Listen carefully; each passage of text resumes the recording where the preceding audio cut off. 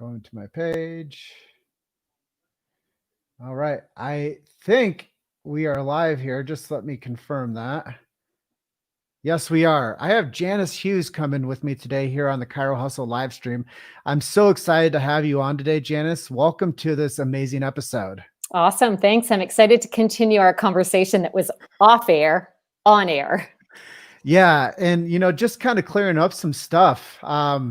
I was on a mastermind call with you about a month ago now, Right. and you were kind of talking about best strategies for chiropractors to not only possibly vest themselves of their practice, but also broker that bond to sell. But the thing I think was really important was the strategy that you were talking about of how we can get people to find their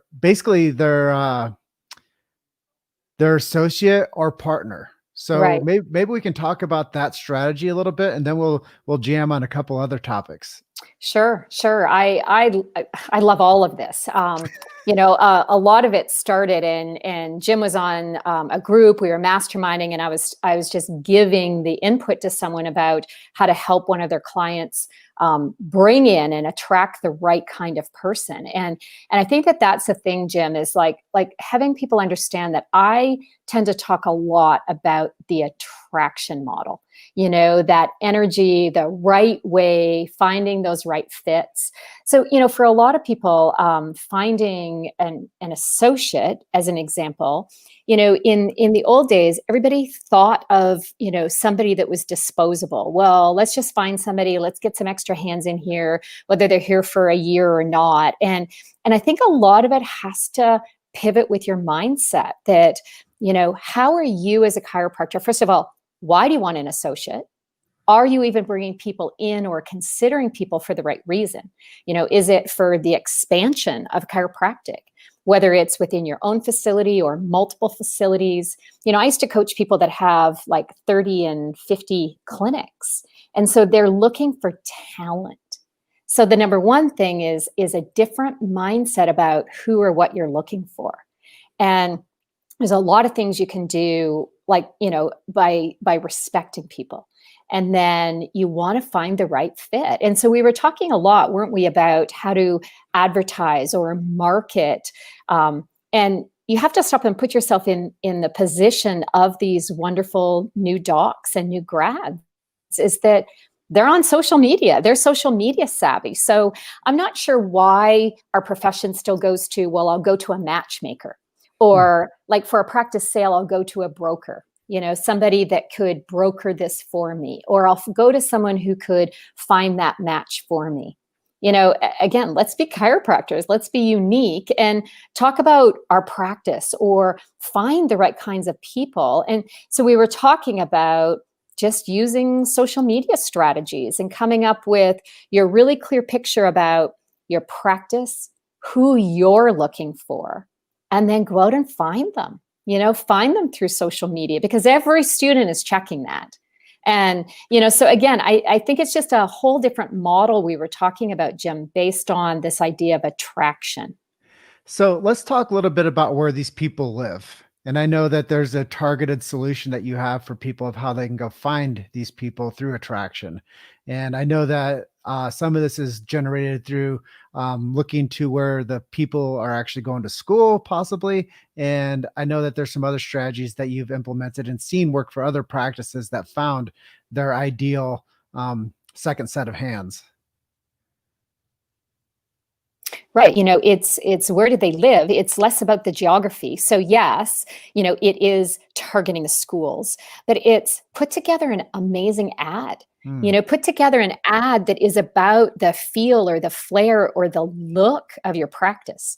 Don't say that you do X when you really do Y, and then you're finding people that aren't going to be that right fit. Be completely authentic with what are the skills that you want from someone.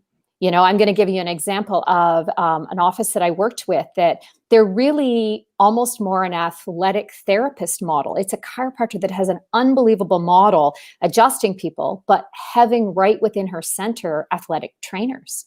Well, that's a very different model, and not explained well not going to the right person. So getting clear on your model and then create an ad and have it look amazing. Do a video, talk about yourself. One person and site that I promote a lot is Chiro's Connect, and free resource. And young docs can also do their own video, where you say, here's who I am, here's what I'm looking for, so that doctors are looking at that versus you trying to have somebody that's the matchmaker in the middle of that. So where they live is not being stuck that they go to a certain school. They live in social media. So find them. Yeah, and I think that what you're talking about, Dr. Janice, is we need to reverse engineer where people are spending their time. Yes. And people are spending their time scrolling. Right. And if we do a targeted ad well enough, it's not going to, break the bank to do a quick video and to create a proper ad that targets the ideal person you're looking for. The worst thing Yes. is to try to hire a sports-minded practitioner into a pediatric practice. Absolutely. And that's the thing, is I think that so often it's, oh, well, I just, will find that person and, I can groom them into what I want. Again, young doctors, a lot of this is also have the respect that there is amazing people in the chiropractic schools. We now, luckily, several of the schools have really wonderful instructors and people that are really savvy themselves with helping these young docs communicate and learn how to really be chiropractors while they're in student clinic, while they're in clinic. And, so targeting those people, in this is what my real model is. There's other schools that, again, you could target if you do acupuncture in your practice. Why would you not talk about that? Because there's a few schools that some of these young docs are coming out already trained, versus you maybe hiring an independent acupuncturist. You might get the extra hands that are the chiropractor and an acupuncturist. Yeah, and I really think that this is also applicable to somebody that's looking for a second chance at practice and they don't want to be the business owner. And Yes. that they can be somebody that's also highly attractive because they're a seasoned adjuster and they already Yes. understand the skill sets that go into the day-to-day process of working in an office. So that person's highly attractive too, wouldn't you say? Absolutely. Like it's throw out all those conventions of, well, here's the right kind of associate. I'll give an example. And this is years ago. This is probably 9 years ago that I was coaching with someone who there was a doc, an existing chiropractor that applied for that associate ad, wanted a bit more money. And the head doc was, oh, I don't think so. And so I asked the doc, okay, break that down. How much more is that really per week to bring in talent, to bring in hands that adjust, that have just relocated and don't want to open up on their own? And fast track now through these 8 or 9 years, this is now someone that we helped groom to become a junior partner, to take over as a complete partner, and who will transition and in the end purchase the practice. And they're already now grooming other associates to come into this model. So paying sometimes a little bit more in that very early phase for someone that is the talent, that is relocating or wants a change, or like you said, some people just don't want to run the business of a practice. Yeah, and the thing that really inspires me about what you're talking about is there is a leverage point for growth. And the worst thing that you ever want to do is not hire properly because it actually costs you more money in the long term. Right. So pay somebody what the valuation is that you feel that you would appreciate yourself. I think that that's where we come into this problem so often is we want to hire people like they're minimum wage or Yes. they're not doctors. That's what I So mean, Jim. It's like a mindset, and now also for the young docs to understand that, anything in the beginning is a starting point, but you can do things like you can build great bonus structures in. I always say, don't even get caught up in that in the very beginning. Like you're going to look at your first, 6 months as that learning period, integrating, working together. But then there is a lot of ways to build in bonuses based on business. So it's believe me, I'm all practice. And I laughing was telling them about even selling my practice. I had someone, a lawyer who valued a lot of chiropractors practices, value it. I ended up selling it way too low. I've made all those mistakes. So that's why I coach and guide people. And then having done some of the outside business work that I did, I talk from a pure business model, because if you hire the right people, if you bring good people in, and chiropractors are great people, and if you set yourself up well with this idea about pre-planning your exit strategy so that you're set up well financially, now you bring the right people in, you pay them well, because they're going to help you grow. You grow by adding hands, new techniques or procedures or streamlining things, but add hands. And it's amazing, like, use the sand technology in my practice, and I never touched it. I had a CA, an assistant on my team. I paid her well, and she did all my scans for me.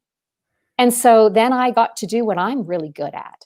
So recognizing too that bringing amazing talent chiropractors on, and sometimes they're not meant to be there forever, and they will go on and do other things, but embrace that. And sometimes some chiropractors also need to get really honest that they're really not very strong leaders. So if you can't lead an associate, then how is that going to work out?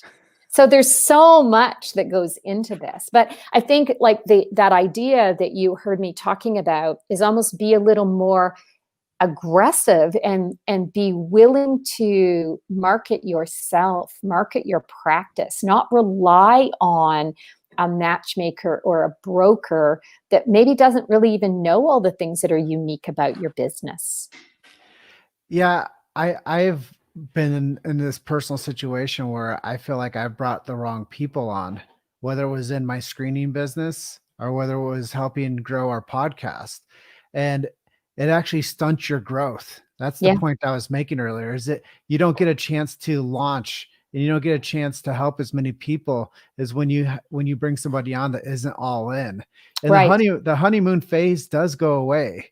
Yeah, And that era of where you're like excited and you're like, I got somebody awesome. And then you start to see, like, they don't understand how to do table talk properly. They don't pay attention to how you train them to do day ones and day twos. Like, there's a lot that goes into bringing somebody on to trust your business practices with. So right.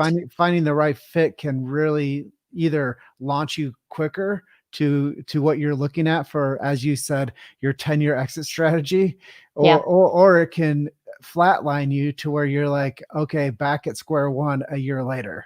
Right. And, chiropractors, we are notorious for hiring someone and expecting them to know, or training them a little and expect them to run with it, and so that's the leadership piece, Mhm. so part of this is hire, like, based on your model and what you'd really look for, and be really selective, but because of the attraction, like, attract someone, that will thrive in your system, and so again, it's a more of the attractability model. It's not a job for anybody. It's a specialist position. And that's Right, where chiropractors have to understand, is just because somebody's available and that says chiropractor after their name, it doesn't mean that they're the specialist for your unique business. right, right. So one of the topics I wanted to touch on was you've been helping people um, vest themselves of their practices. And I know that happened probably because of necessity for yourself. So maybe you could share with the audience a little bit about your strategy and how you've really been able to help people.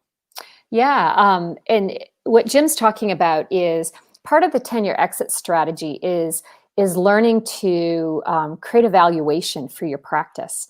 And like I said, I've learned from my own mistakes, because the valuation that I got was, now in hindsight, I see probably about 4 times too low. And again, it's this traditional way, like we keep saying in chiropractic, oh, well, because the majority of it is goodwill, or you're a personality driven practice, it's not worth as much as you think. But for chiropractors listening to this, like this is your baby. This is your life's work. Now, some may need to systematize a little bit more. And so often doing evaluation early and beginning to understand what goes into a value can really help increase that value. But I started into this, Jim, a lot, not only because of what I learned in hindsight that I didn't know, coming from the outside business world, but a lot of it is recognizing that it was people that I used to coach through one of the organizations that I was one of the head coaches. And a lot of them were to the point they were getting ready, to begin to think about retiring or selling practices. And that's what kind of pulled me into it, just word of mouth, having conversations about it, giving them ideas and input. And it was one of those people that in essence, I was doing this for nothing for her. And she said, again, you have to listen. I'm like, Janice, we're not doing this more. It's like, well, that's a great question. I never really thought about that. So, again, that's where I do that for chiropractors because I love the profession. And I also realize that a lot of chiropractors, one of your biggest assets actually is your practice. So learning how to position it or how to even talk about it. Like one of the things that I've been doing a lot for people in 2020 is helping with the valuation, sort of the documentation to show that their practice is pandemic proof. That has unbelievable, benefit. So instead of being panicked about selling your practice right now, there are a few, I'll call it tricks and tools or ways to show and find the supporting documentation that you have a pandemic proof practice. Yeah, I think that has a lot to do with,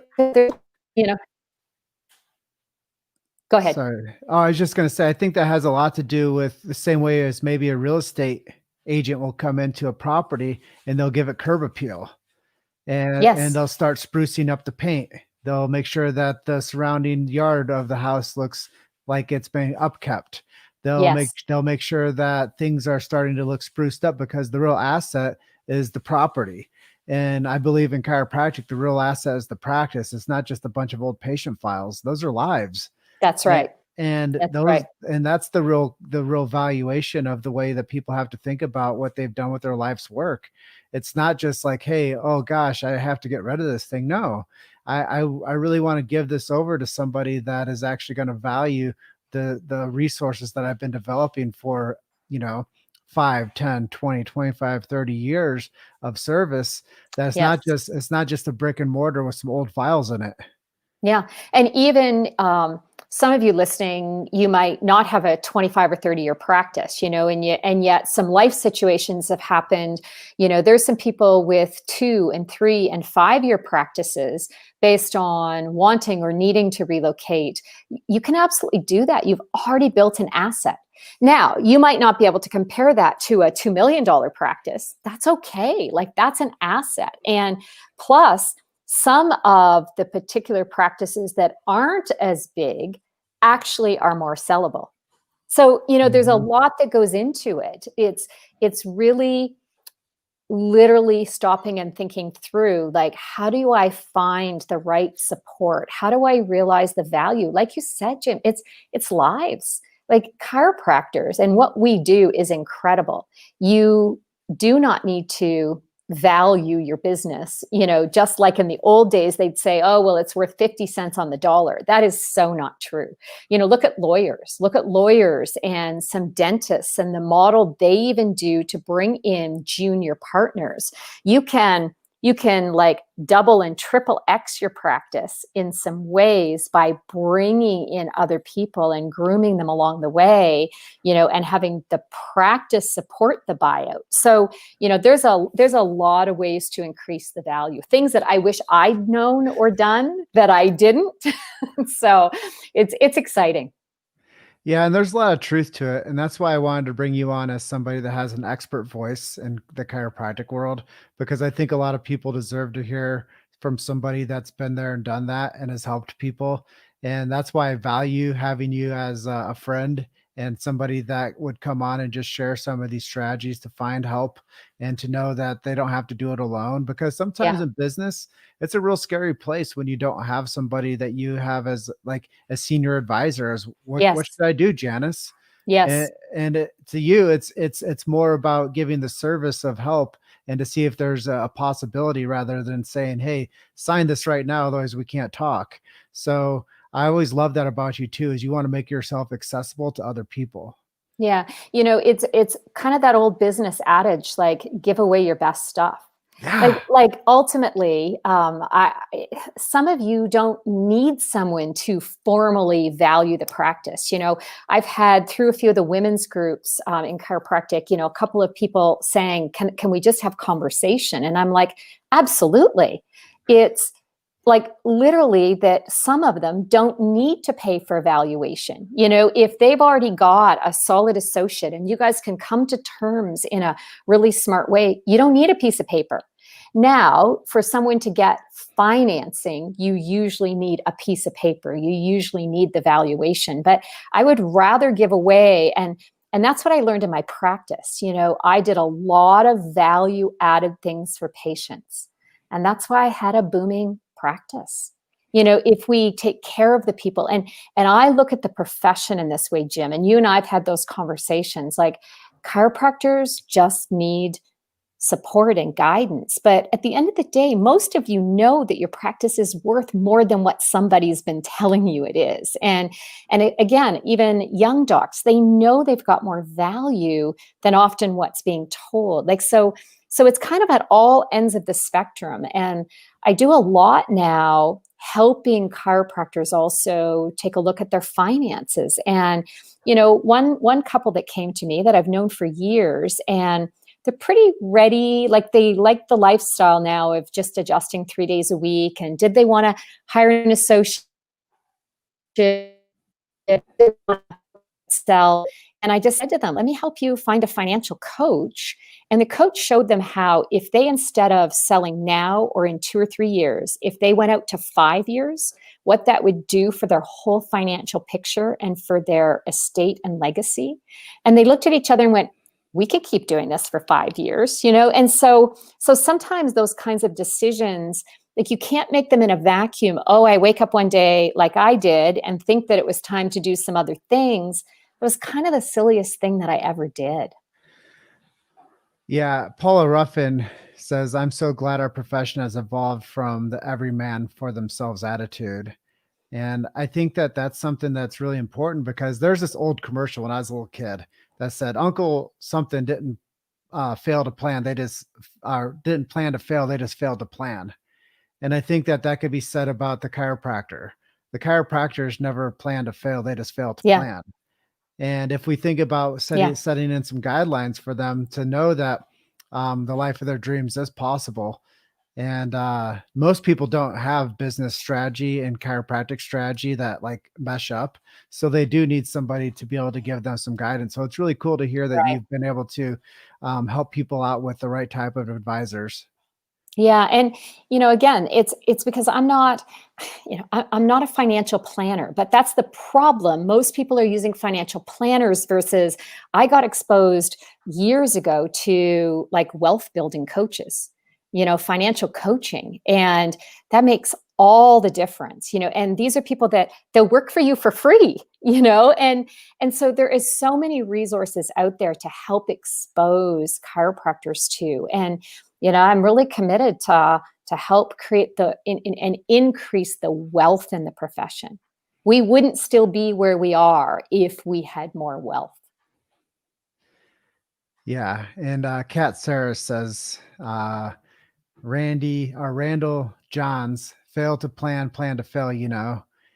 And, I just want to do a quick recognition of the people who have been on with us today. So we have Kat Sarah, we have Paula Ruffin, we have Hope Hotchkiss, and we have Haley Jules.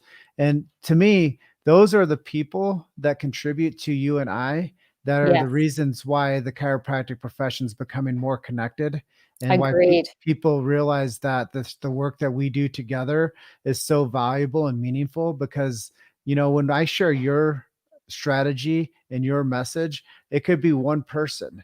it's one person that we could make an impact with that changes the whole trajectory of a whole community. So Yeah. I, Well, Haley's the perfect example of that. I cannot say this enough that part of your practice, not only the people you help, but even the value of the practice is literally based on your team. When I sold my practice, I gave a bonus check to my one key staff member. And without her, I could not have done anything and everything that I did. So, it's Haley and what you do, like helping to train team members, and that's the thing, it's looking at this asset differently. This is an asset. And, again, even just from the financial perspective, like I want people to do well. I want our team members to do well. Or you can even start doing things like, help setting them up on some financial strategies that are basically almost like a version of profit sharing. Instead of maybe some direct, dollar bonuses, you could set up some financial strategies. So there's just so much that the more I mean, at the end of the day, Jim, I'm a philosophical chiropractor. I love chiropractic neurology, what we do and the lives we change. I just want more chiropractors doing incredibly well and then having an asset at the end of the day to sell. Yeah, I think chiropractic will only be more popular going forward as a care of health system instead of a Mhm. health care system. Yes. And I really believe that we need to turn the corner to more of a care of health system, and chiropractors are right in alignment for that. And I know that chiropractors are adjusting their patients, but now we need to figure a couple solutions on how to adjust their practice Yeah, and exactly. finding the right help and building solutions for their financial stability and getting their staff well trained and making them assets to the practice. Right. I think that also you probably realize that some of the worst ways to actually sink a practice is to have the wrong help and Yes. have them not trained the right way. And those people are the gatekeepers to the success of the front door. And when you have the wrong person up there, the money's not coming in right and the people aren't getting scheduled right. And that's a major position within a practice. And when the Absolutely. when the chiropractor is the one in there adjusting, they're not the ones that are able to do both jobs at the same time. So it's important to have people on the same page and to really value them so they're actually growing the business rather than diminishing the business. It's so true. Like BJ talked about, if you think back to his statement about, the adjustment with something extra. Well, for us as the chiropractors, that something extra is the energy we bring to it, the focus, the mindset we bring to it. But that something extra is also the amazing team members. That's where thinking about an associate in and caring for your people. Like we could say that BJ was really even talking about all of that as the something extra. And then the great news is that ultimately adds to the value of your business as well. Yeah, I really appreciate you being on with me today, Janice, Oh, it's been great. and talking about some of these things that will help people's practice and team building. And I know that there's so many people that will benefit from watching just the one segment we talked about on making the ad to get an associate. Um, just to reiterate, everybody that wants to find a job doesn't look at job boards, and you have to get more creative on how you find that specific person to fit into your niche practice. Yeah. And knowing that ads running towards your ideal associate could work, or the associate running an ad for the ideal practice that can find them. So Yes. thank you so much for sharing your wisdom and the strategy around your 10-year exit and what pitfalls that you found for yourself and maybe some solutions that you have to other people.